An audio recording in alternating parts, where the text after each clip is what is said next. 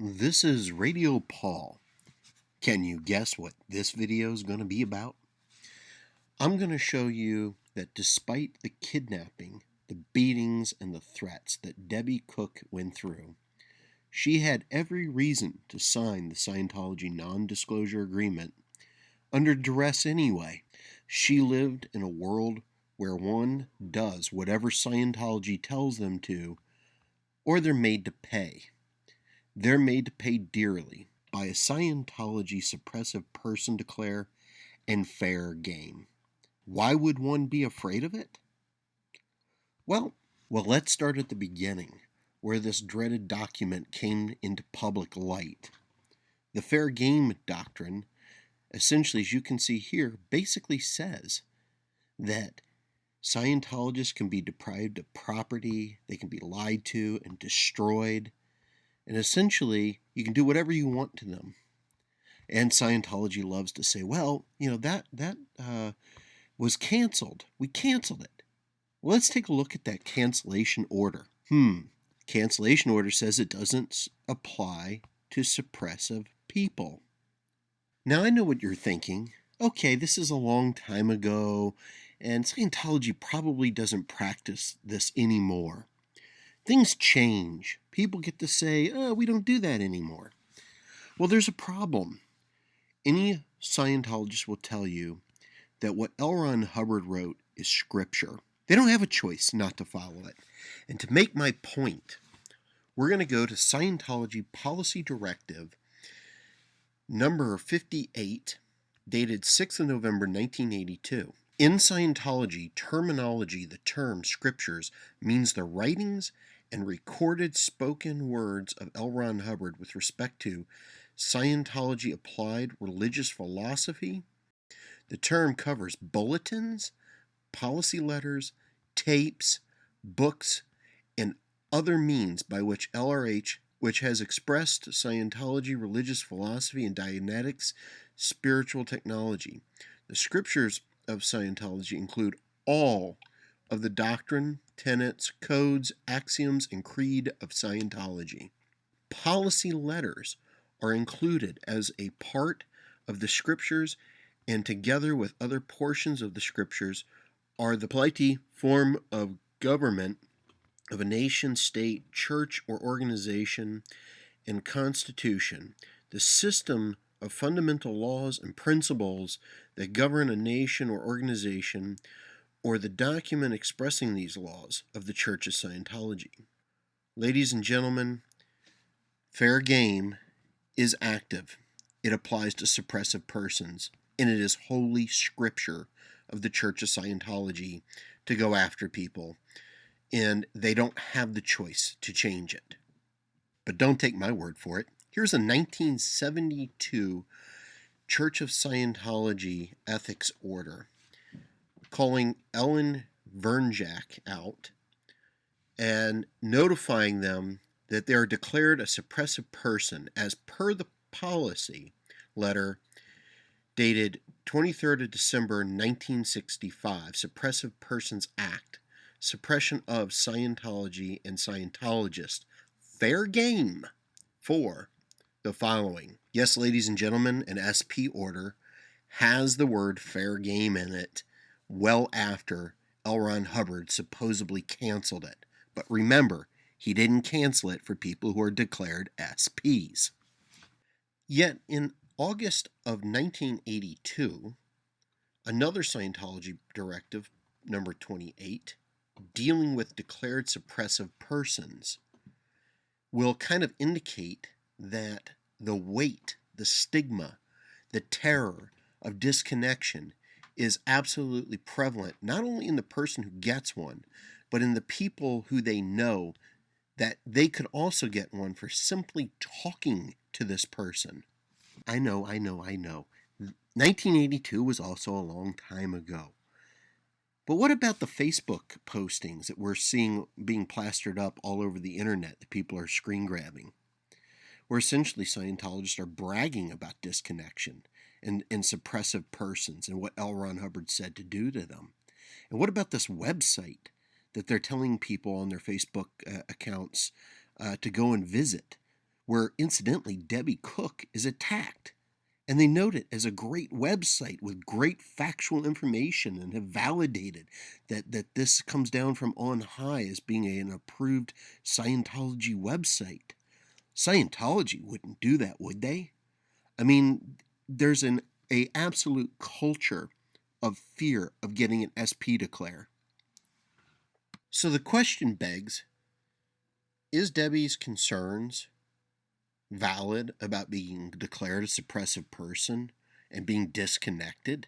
Well, then one would ask, like, what else comes with an SP declare and fair game, now that we in fact know that they're real?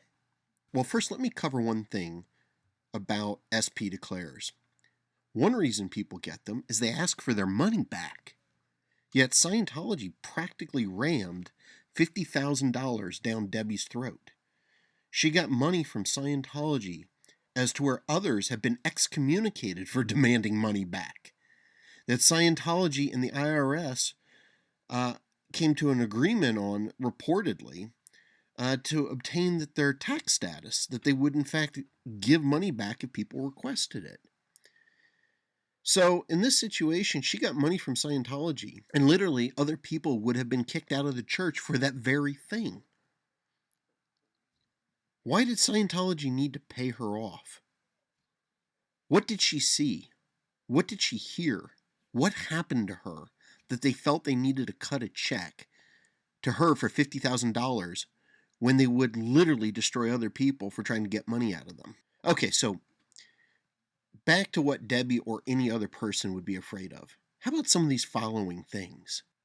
How about false accusations and SP declares, accusing people of being convicted felons, harassing people at buildings, things that were proven in court not to have taken place or that we all just know didn't take place?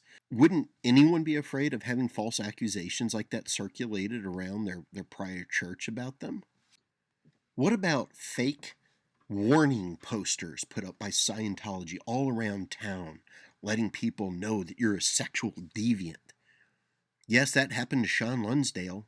I can't imagine why Debbie would be afraid of that or live in fear of that. Or how about the idea that it would be plastered all over the internet that she's a suppressive person and that other people need to disconnect from her?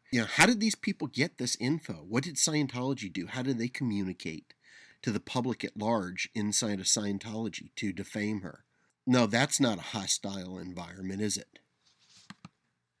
And in the most extreme cases, we even have a situation where L. Ron Hubbard called for the R45 of people who were declared suppressive people.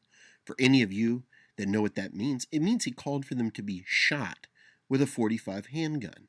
So yes, I can imagine anyone who knew that this order ever existed knows that Scientology can escalate things all the way up to and including this, is literally the threat of killing people. That might make somebody afraid and sign under duress.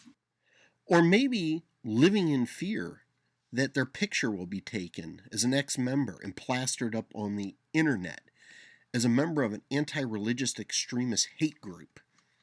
Yes, I can see that threatening and keeping somebody in check. You might actually sign a non-disclosure agreement when you know that OSA, Scientology's secret police, have a history of doing things like in this private email exchange here, where they went after Tony Ortega, the Village Voice, because they didn't like what he had to say about them on the internet. Or maybe you might sign that non-disclosure agreement if you knew that they went to the lengths that they did to go after Trey Parker and Matt Stone of South Park and send in people to infiltrate that organization to get dirt on them. When you deal with people like that, it's mafia-like, and it's usually not lost on people, and that usually scares them, knowing that their organization is like that. They might sign. I might see how looking on the internet and validating things like fair game and about going after people who are critics and having heard about it in the halls of Scientology. Yeah, I can imagine that might drive someone to sign a non-disclosure agreement. Couldn't you? And reading a document like this, if I were a Scientologist and I knew a Debbie Cook was declared, I'd be absolutely living in fear to talk to her. when I have orders out there telling me that any person who supports someone who's in fact a suppressive person will themselves be declared. Absolutely insane. Or maybe Debbie was afraid of actually hearing this out of the mouth of one of the people in the church, validating she would never be allowed to speak to parishioners again. Are you walking up to me? This is your SP declare. Awesome! Wow, thanks so much, The Kirsten. only people that you have that you can talk to is the Justice Chief and the International Justice Chief. Wow. The parishioners of this church Right. are absolutely not to talk to you. Wow, thanks a lot. Hey, it's the first time you talked to me in 18 months. Good job. No way! Perhaps she was terrified of being erased from history, like L. Ron Hubbard's son in this video, who was also decried as a suppressive person.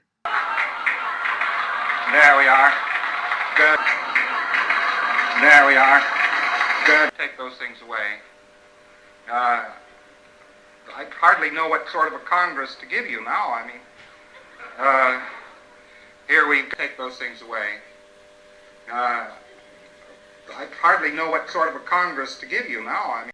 But don't fret, Debbie. There's hope. You, too, can get back into the good graces of David Miscavige and Scientology. Let's look at Brian Mandigo's SP declare again.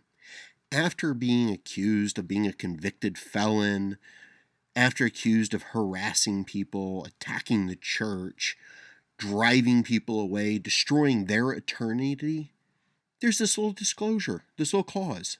There's this little clause in the SP declare that everyone gets, which says that if you come back to your senses, all will be forgotten. Just take the Scientology courses, A through E, which of course means pay a lot of money in reparations to the church, which shows that SP declares are pure fraud and that they're there to handle people. They are not really suppressive people. If they were, you would never let them back in, Scientology.